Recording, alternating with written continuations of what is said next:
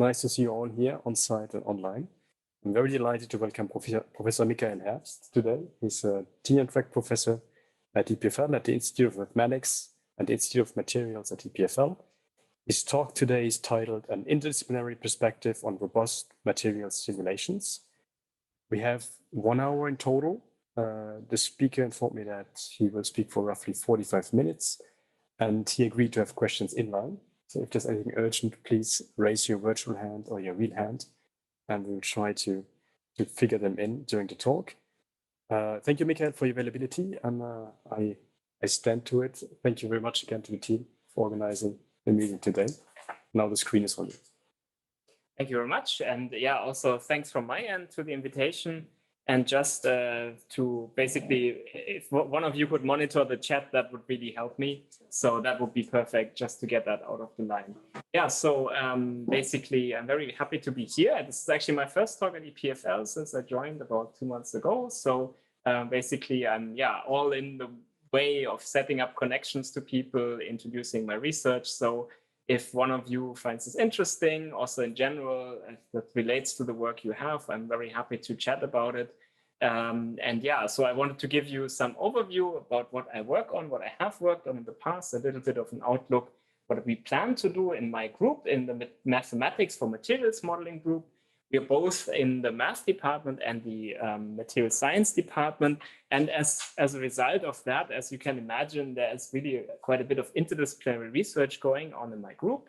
And that also basically is the motivation behind the title, to give you a bit of a perspective on material simulations or materials modeling, from the eyes of somebody who has both worked together with material scientists and mathematicians. Particularly what I want to work on, or what I want to talk about, is basically algorithms which adapt to the type of problems we solve in material science. I will talk about errors in the type of simulations that are usually done. And I will talk about software. I will talk about this density functional toolkit here, which is a piece of software that I've been working on in the past years and that we plan to continue working on over the next years. All right, so to give you a bit of a motivation and some insight why the type of problems I will be talking about are interesting, I want to take you on the route of, let's say, chemistry, material science, and let's say we want to really find a new catalyst, a new catalytic material for a chemical reaction, okay? So, I mean, the details don't really matter so much. I just wanted to give you a bit of an insight on what are sort of the considerations that are going on here. So typically, for example, a simple case would be to look at a so-called, basically a doped bulk catalyst. So here the bulk catalyst would be one metal, and on top, we would put a secondary metal. And just to basically do a back of the envelope calculation, if I look at the periodic table, at the type of metallic elements which come, which usually one takes in mind for constructing these type of surfaces, then the fact that, one can cut sort of the bulk at multiple places, basically depending on how we cut and put dopants on top, we get different reactions. So if I just sort of take this very simple back of the envelope model, I quickly come to something like, basically a few 100,000 to 1 million of possibilities, reaction possibilities to really understand, to, from first principles, find out what's the best combination for this type of reaction I have here at hand. And of course, doing all of this experimentally in the lab systematically is quite time consuming. So what people do nowadays is that they use computational approaches to basically simulate all these possibilities. And for example, they might use databases that already exist, or they might really use specific data-driven methods to build up the databases in the first place, and some statistical learning on top to come up with models, for example, with the reactivity.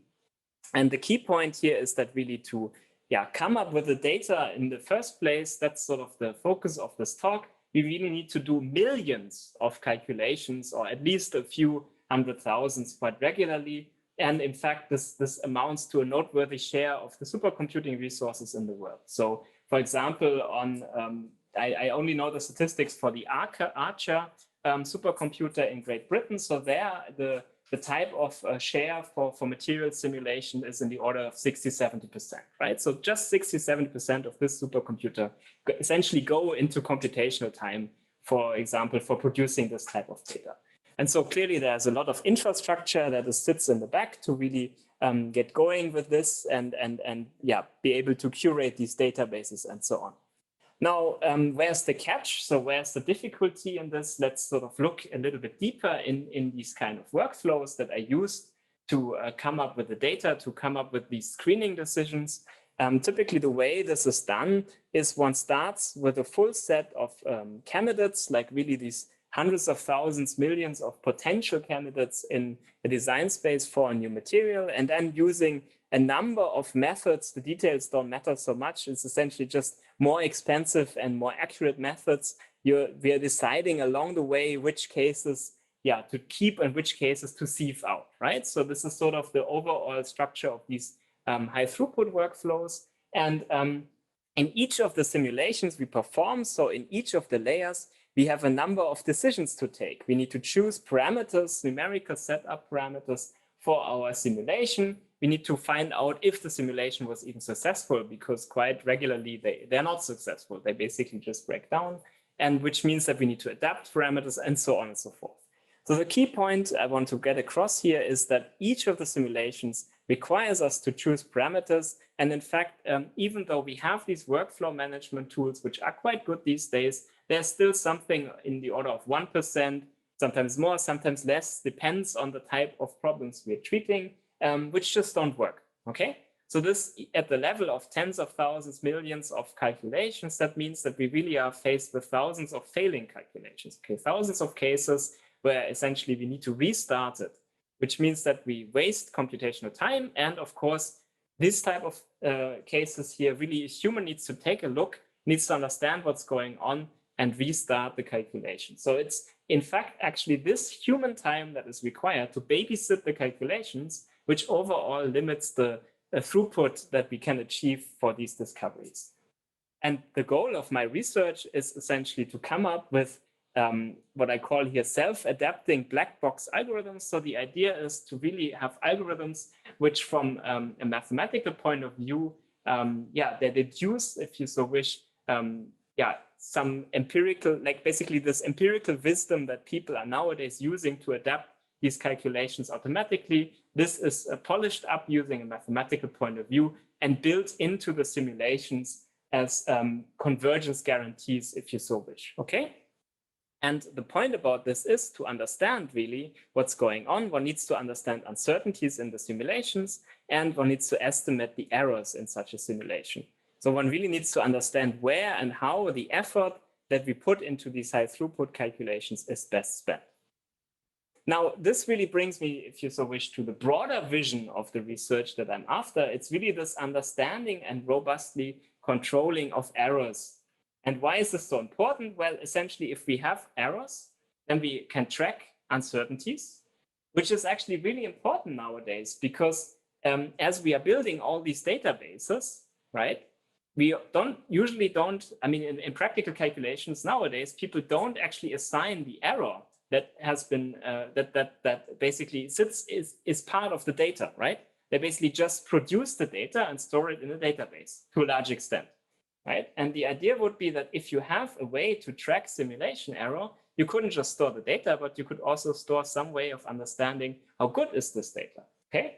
And nowadays, if you like basically with the data building on top of these material simulations, one trains surrogates, one trains machine learning models. Of course, if I understand what's the error in the data, I can propagate that through this model and use that also for whatever post-processing, if you so wish, that I'm doing. Also, of course, if I understand errors, I understand what sort of physics do I miss, and I can really use, for example, higher order, more exact models, what is known here as beyond DFT data, for example, to improve what I currently have. At the same time, understanding errors also means that I know where is some possibility to really make my calculation faster simply by artificially introducing errors. Basically, because I know that, for example, if my model is not very accurate, there's no point in solving it to infinitum, right? Because at some point, the effort I put into solving my model numerically is basically not going to improve anymore the overall accuracy that I achieve.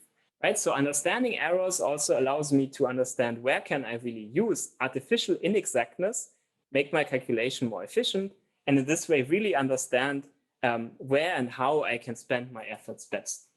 Okay.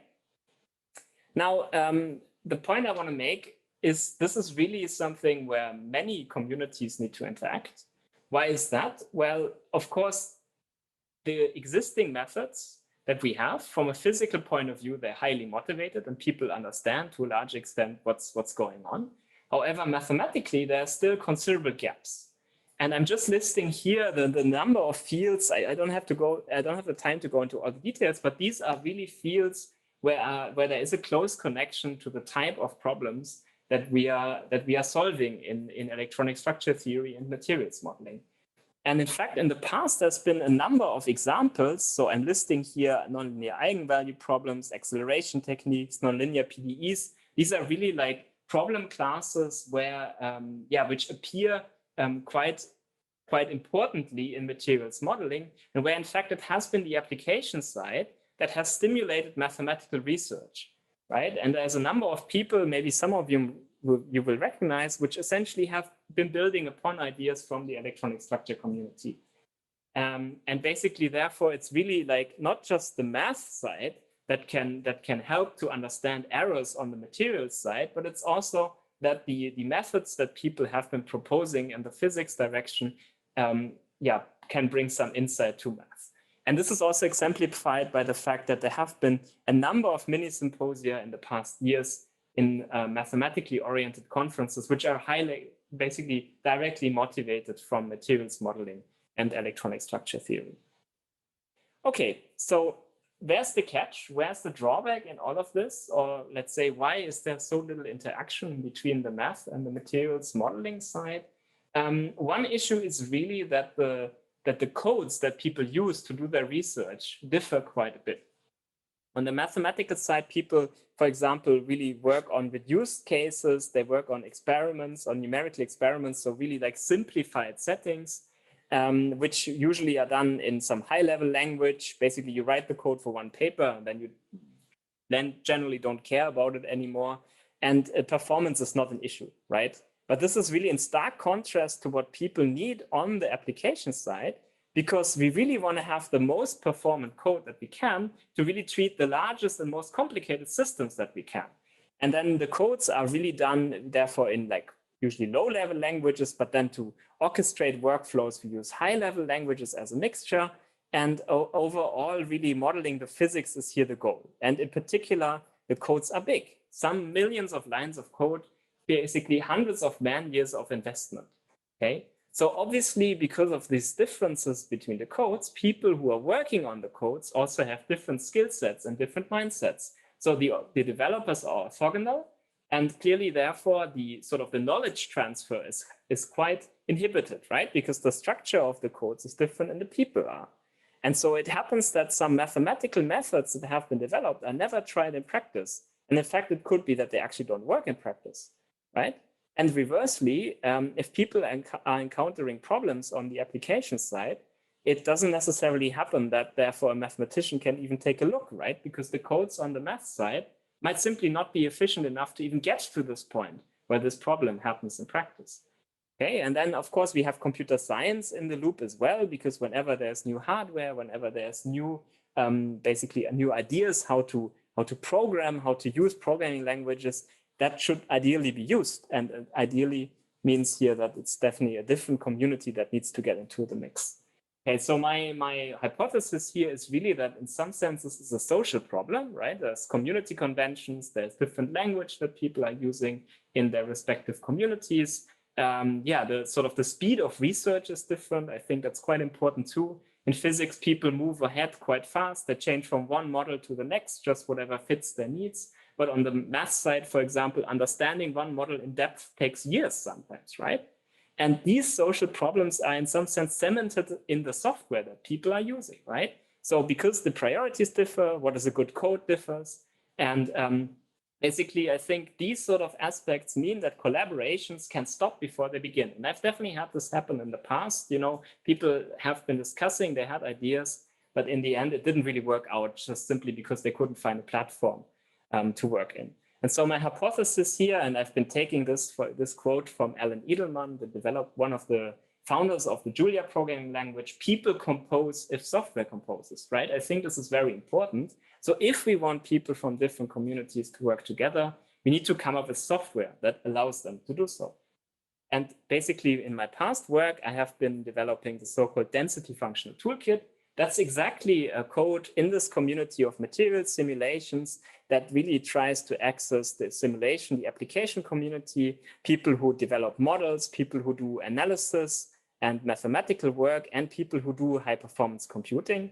And in fact, we have in 7,500 lines of code, we have been managing to basically come up with a way to treat both really the simplified problems that mathematical research needs, as well as this application regime of 1,000 electrons, which is, you know, I mean, it's not the biggest that people do in the world, but it's big enough that you can actually treat like real problems. Like you can do real research with this.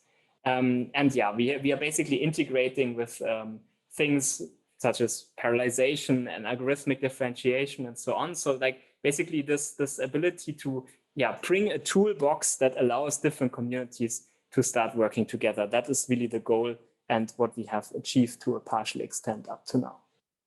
Yeah, so basically this concludes what I wanted to introduce you to, and basically gives you a bit of a motivation for why mathematical look at these type of problems is interesting. And I think that's a good point to maybe make a short pause and see if there's some questions and maybe see if some discussion would be interesting.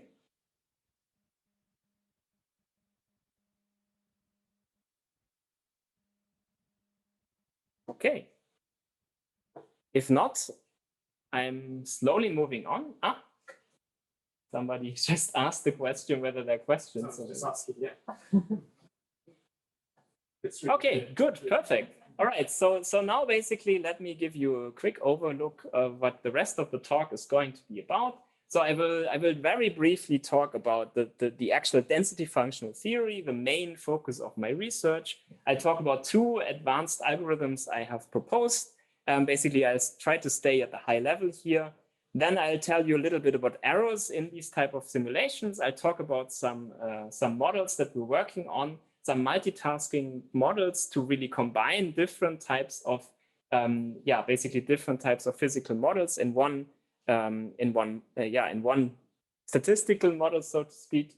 And I talk basically a bit more about our code and basically how we have gotten to this, to this state. So now there's a few slides with equations. Basically what I'm doing for the remainder of the talk is that the details are in gray. So if you don't care about the details, then ignore the gray part. And sort of the high level overview thing I'm trying to give you using color, okay? So here, what's the point of density functional theory? It's, as I said, it's a method to understand physically what's happening in a material. And in physics, quite often it's about energies. And indeed, density functional theory is also an energy minimization problem. So in the end, we have some energy functional that I call here curly epsilon. That is really the sort of the physical model. And I'm trying to minimize this with respect to a set of parameters. As I said, the details are here. This is the so-called density matrix, just that you've heard the term once. And essentially, this is the underlying problem. Now, if I do the standard thing that I always do in physics or math in these cases, in these optimization problems, namely I look at the first order stationarity conditions, what happens is I get an equation which looks like this. And the key point I want to make here is, you see that this equation here contains the so-called density, the green bit. And basically it's an eigenvalue problem, right? Where we want to find the eigenfunctions, the orange bit, with respect to this operator here that contains the density. However, 2 lines below here, I'm trying to construct the density as a sum over the squares of these eigenfunctions, okay? So this means in order to find the eigenfunctions, I need to know the density, but in order to know the density, I need the eigenfunctions, okay? So it's really not just an eigenvalue problem, right? It's really a non-linear eigenvalue problem. And in fact, yeah, where really this non-linearity needs to be resolved first. And if you so wish, one can also think of this as a way where if the potential here, that's the thing constructed from the density, if I put that into the diagonalization process and I find the new eigenfunctions, build the new density and get the new potential, if that potential that I put here into the diagonalization is equal to the potential that I get out of this step, then I'm basically done, right? Then I have solved my nonlinear problem, okay? So it's a nonlinear eigenvalue problem that alternatively I can also view as a fixed point problem in this potential. And the two key steps are the diagonalization plus building of the new density from a potential that I am given, as well as sort of the way of making the new potential, right? So the rho step and the v step. These are sort of the key things here one should take away from this slide, okay? So nonlinear eigenvalue problem, 2 steps, rho step and v step, okay? And once I have found the self-consistency, meaning the v I put in is the v I get out, then I'm basically done. Okay, so how do people do this in practice? Well, whenever I have a fixed point problem to solve, the typical way to do that is using a damped preconditioned fixed point iteration. That's essentially nothing else than saying I have an update step. That's the step over here. This is basically the change that really happens when I do once this diagonalization plus density building plus new potential building. That's the update step here. And this step I'm preconditioning with some preconditioner, and then I'm scaling it. You know, it's like the step size I'm going along when I'm doing this process, okay? So overall, this is really the standard way to solve this problem, this preconditioned damped fixed point iterations known as the self-consistent field procedure in this literature. And on top of that, people have all sorts of tricks to make this faster. So usually one wouldn't just do this step, but there's some other things called acceleration. I don't go into the details here, both because it makes things a bit harder, and second, because it's, I think at this stage, we better leave it here. Okay, so we have this nonlinear fixed point iterations. Now the key question to understand is how does the error in these iterations actually go as we are, as basically we're going from one step to the next. And it turns out if one goes through with all the analysis, one comes up with this equation here, okay? So the error is related both to the preconditioner and the step size, as well as some object, which is this epsilon. It's the so-called dielectric matrix. Now, the key point here is that this dielectric matrix is actually a physical quantity. So if we want to understand, for example, the way materials conduct, right, whether they're insulators, semiconductors, and so on, this information really sits in this dielectric matrix. So the key point is that how these self-consistent field procedures that we need to solve to model the material, how they converge and how we should really choose the preconditioner and the step size, that depends on the material under study, okay?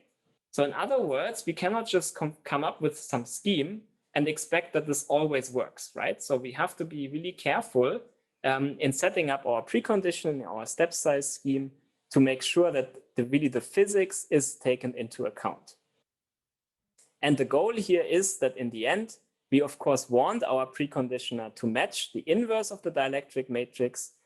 And because in this way, this update here basically has a nice eigenspectrum that is between -1 and 1, right? So that's really the key goal here, that the preconditioner approximates the inverse of the dielectric matrix. Now, as I just said, the best preconditioner, because the best dielectric matrix, the question? Oh, okay, so because the dielectric matrix depends on the material under study, the best preconditioner depends on the material under study. Problem is though, we need to choose it before we actually start the simulation, right? So in some sense, we have a bit of a chicken and egg problem. And in particular, sort of the additional issue is that the sort of preconditioners people use in practice depend, essentially they have only been derived for bulk materials, okay? So we know how, for example, to precondition metals, we know how to precondition insulators, but as soon as we start to mix things, it's a bit more complicated, right? We cannot just use the standard metal case, we cannot just use the standard preconditioner for insulators. We need to do something more clever, okay? And the issue is though, if we don't know what the best preconditioner is, right? For example, in such a hybrid case, we need to trial and error, which in practice means that we have some standard heuristics. We just decrease the step size, the stamping parameter, okay? But this doesn't always work. And I will just show a case where it really doesn't work. So in the end, that's exactly these wasted computational resources that I was talking about. And yeah, really the challenge of some of the research I have been tackling. Okay, just to emphasize this point on the step size. So this is a case where I basically want to show that choosing the step size can be quite challenging. Here I'm showing two systems which I'm simulating. And in the color here of these graphs indicates the step sizes. Now, as I just told you, usually the heuristics is that small step sizes improve convergence, okay? So here on this case, you see that the sort of, this really small step size of 0.1 does give you a very nice convergence, but this is not what people would use in practice. People would use in practice something between 0.6 and 0.8, which is way here, okay? So this is essentially a case where you can say, yes, sure, the heuristics works, but nobody would push it that far because people would say, well, 0.1, step size of 0.1 means I make only very little progress in each iteration, and therefore it's just too slow. This case is even worse because here you see, just by looking at the color of the graphs, it's highly dependent on the step size, whether it sort of converges easily or not so easily. And this is because this is actually a pretty tricky system. And it really shows you that these sort of heuristical arguments of make the step size small don't really work out, in particular because the small step sizes, the bright colors are here, right? So we need to be a bit smarter. And essentially what we have come up with in our one recent work is, to basically, first of all, we proved this heuristical guidance that if the step size is small enough, you get convergence, okay? But then we also showed that based on this argument, you can come up with a way to adapt the step size automatically in each step of the self-consistent field procedure, right? So now instead, like basically every time we do such an update step, we use the insight that we have gained to adaptively change the stamping parameter, this alpha parameter.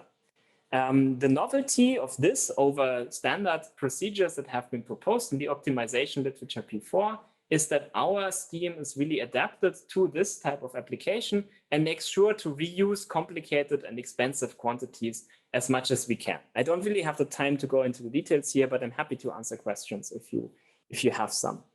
So the key point is that the stamping, you see it changes. The damping parameters here shown in this curve, it changes really quite adaptively. And whenever you come into, if you so wish, a tricky region inside your algorithm, the damping becomes small, but once you're getting to the part where everything is converging nicely, it's automatically improving.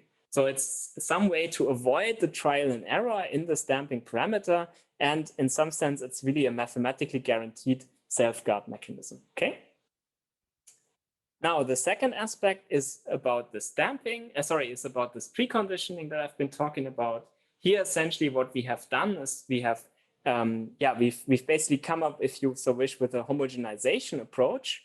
But instead of directly looking at this dielectric matrix, one can actually sort of realize that the dielectric matrix itself is composed of a number of operators here. And instead of sort of approximating this dielectric matrix inverse, what we are doing is we are approximating only this chi0 term in here. Right? And this is the structure of the chi0, just to give you a nice picture, which sort of motivates this homogenization idea that we have had. And basically by just using, by sort of integrating along one axis here, right? So to sort of look at the large scale variations, you can basically come up with a model which is an approximation to this chi0 term, which is the so-called local density of states, right? I'm just throwing out terms. Physicists basically know what this is. But the key point is that if now that you're sort of giving up to look at the whole dielectric matrix at once, but instead you're looking at this decomposition here, and you're looking at this particular, that you're looking at a mathematical way to approximate this chi0, you come up with a physical quantity, right? So you automatically have a physical way of really understanding what is happening here. And this we can now apply. And in fact, we can show that this idea, in particular for systems where you have a mixture of metals, here, this grayish thing is aluminium, it's a metal, with insulators like, well, air, if you so wish, or really silicon dioxide. In these kind of systems, this automatically allows you to tune the preconditioner while the calculation is running. And basically, again, without user interaction, it shows a clear improvement over the methods that have existed before. Okay, so in the end, really basically by proposing a mathematical understanding of the type of screening of this dielectric matrix part that is happening in the physics, we've come up with a parameter-free and black box approach to precondition these iterations. All right, so that's about the algorithmic work I wanted to briefly present. Now I'm moving on to understand a little bit about the errors and what we can do to use error control to come up with basically statistical measures that statistical models that combine results from multiple first principle models. Okay, so what sort of errors do we have? I think this is not a super surprising slide.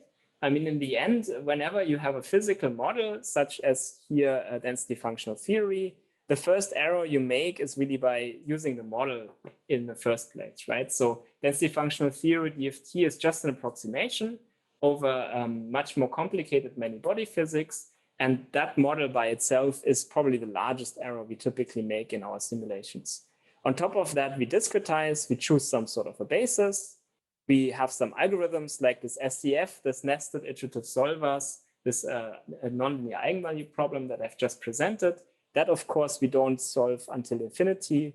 We have, of course, some floating point arithmetic that goes into the picture.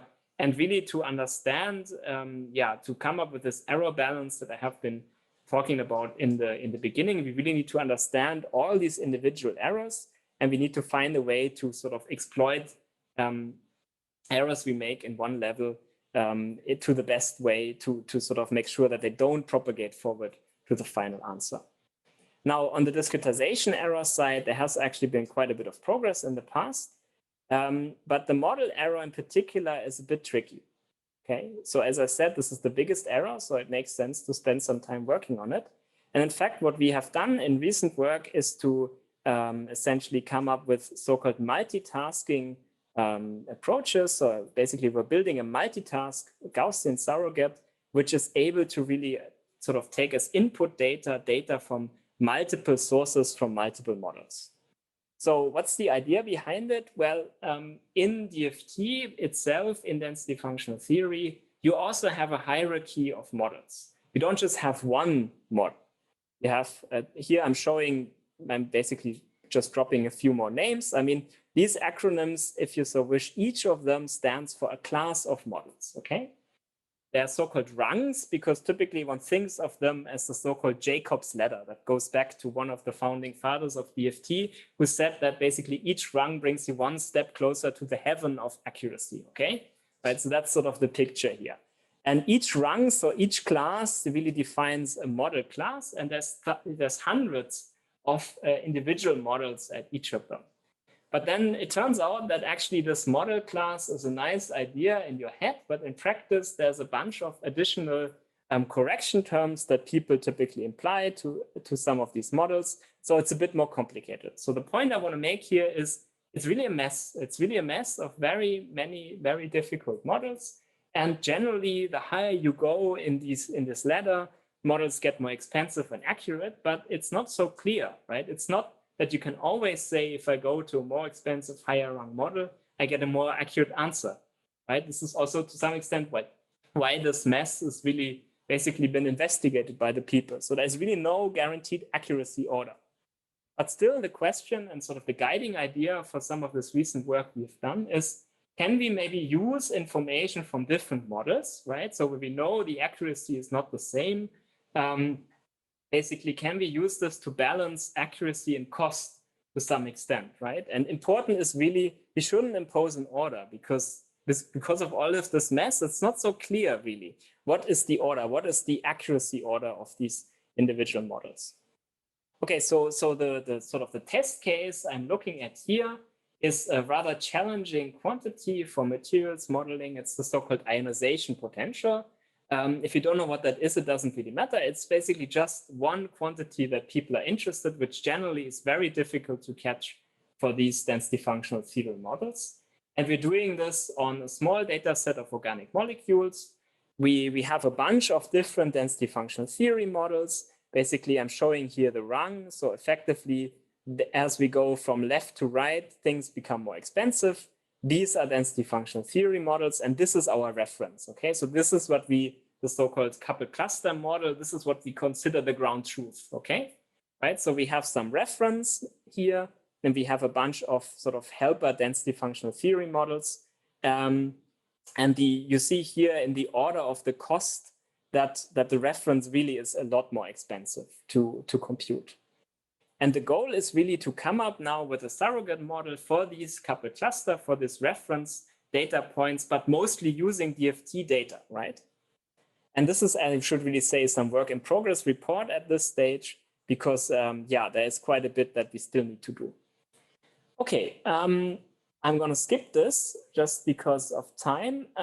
Basically, the point is that people have done this before, using so-called delta learning approaches, but they really don't satisfy exactly this property that I mentioned before, that you shouldn't impose an order, right? And there's some surprising results if you use them, and using some pre-imposed order.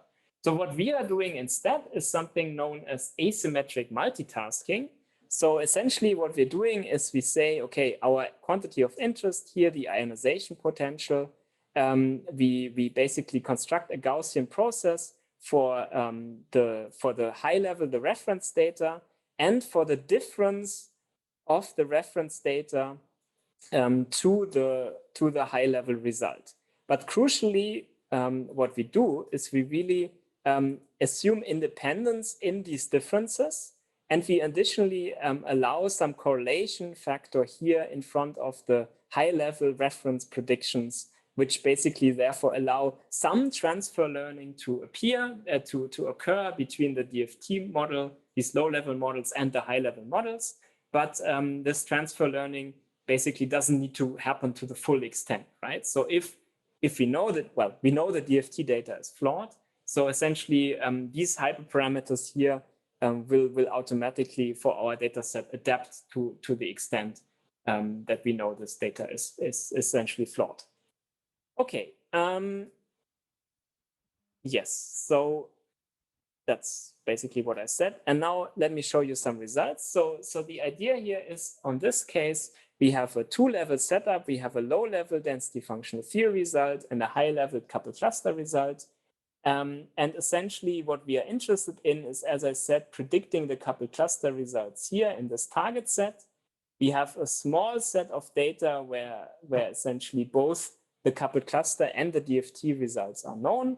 And we have some supplementary set where only the DFT results are known, okay? So just to reiterate, this is dirt cheap, this is dirt cheap, this is dirt cheap, and this is expensive, okay? So the idea is roughly that by this multitasking approach, we can complement the expensive stuff that we have with some cheap data on top.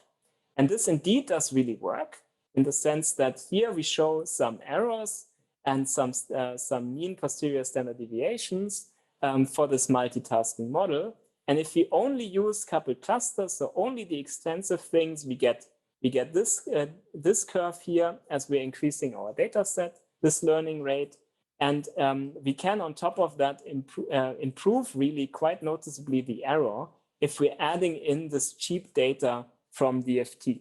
Basically, just by giving the model some information on this lower level, which is really cheap. And this allows the model to make some connection and improve the transfer of this higher level data, okay? So we're comparing always on the higher level, but as we go down here in these in these points, we're only adding lower level data, okay? So lower level data can be exploited to improve higher level results. And yeah, I have a bunch of setups showing this. We can also do this. This is what I want to show here. We can also do this for transfer learning between different data sets. And in fact, also for like more than 2 levels of models. So this is very much work in progress, but overall, I think it's very promising because the idea is that, yeah, let's say you have some budget of higher level calculations. These type of models allow you to improve your accuracy, even though this budget is very much fixed. And overall, yeah, if let's say we are given some higher level data that we have, we can combine with other data that is available on some databases, let's say, to still improve upon our results, right? So to some extent, this really allows you also to economize the data that other people have created for your purpose. Okay, so now just to wrap up, a small summary about our tool, the density functional toolkit, which in fact has been involved in basically all the research that I have just sketched. So it's not actually that old. We just started in 2019. It's a Julia code. So basically we get a lot of gimmicks from the Julia programming language, such as GPU computing, MPI parallelization, and algorithmic differentiation. I already said that we have only 7,500 lines of code, which is really short for these type of problems. So as I said, usually it's in the order of 10,000, 100,000, sometimes millions of lines of code. And the idea is really to build up multidisciplinary synergies, right? So in fact, some of the key advances, such as algorithmic differentiation and GPU computing, have both been realized by people from the bachelor level in 10 weeks of work, right? So this gives you some idea about the high productivity of this framework. And yeah, so things we can now do is we can compute sensitivities of DFT predictions with respect to basically model parameters that you have using this algorithmic differentiation principle in essentially one line of code. And really this sort of ideas allows us also to save code, because it turns out that where existing codes need in the order of 1,000 lines to really implement to implement analytic derivatives, we can use algorithmic differentiation, for example, to do the same thing in 20 lines of code. And because this particular example here is a so-called stress computation, it's a post-processing step. It is, in fact, a bit slower using this algorithmic differentiation implementation. However, it's not relevant because it's, in fact, the previous self-consistent field calculation, this nonlinear eigenvalue problem, which really is the rate determining step, which overall gives you the runtime. So the fact that we can do this in 20 lines of code makes the code slower, but it doesn't matter so much. Well, it doesn't matter at all, to be fair, because it's not the scaling part. Okay, so as I said, in less than 500 lines of code, in 10 weeks, we basically implemented CUDA right now into the code. And in fact, I know very much what needs to be changed to also target Intel's One API or the AMD ROC-M. Basically, this is something which could be a student project even. So in case somebody is interested in doing that, who's listening, I'm all ears for students who are willing and interesting to do it.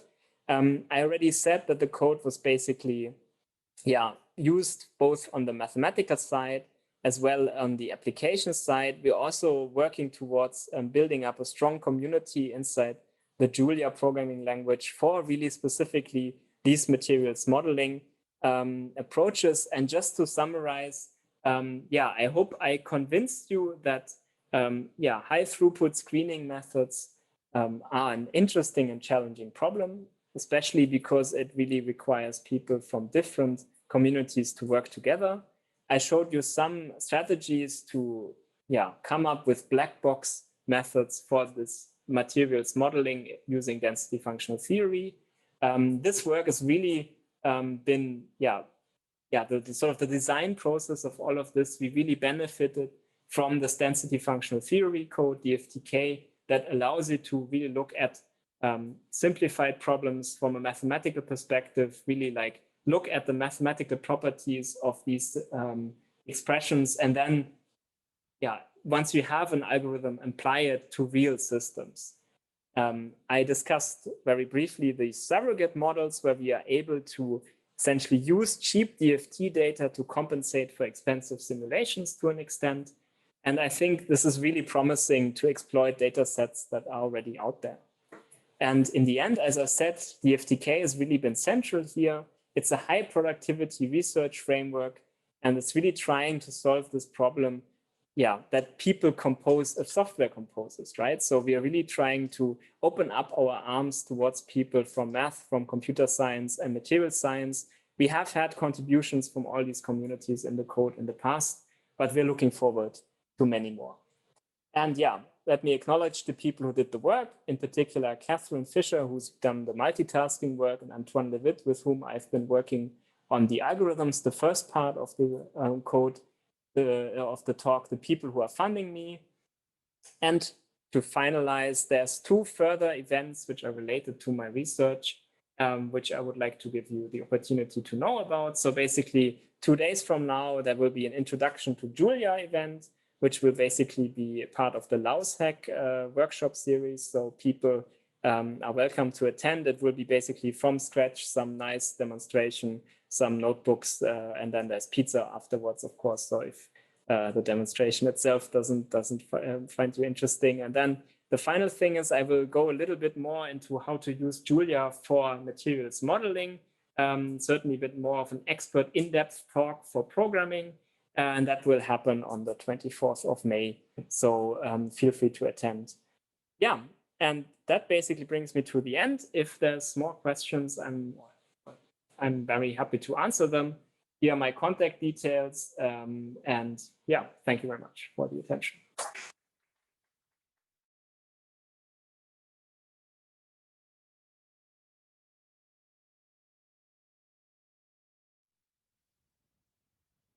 Thank you so much, Miguel. Yeah. Just some words of closing.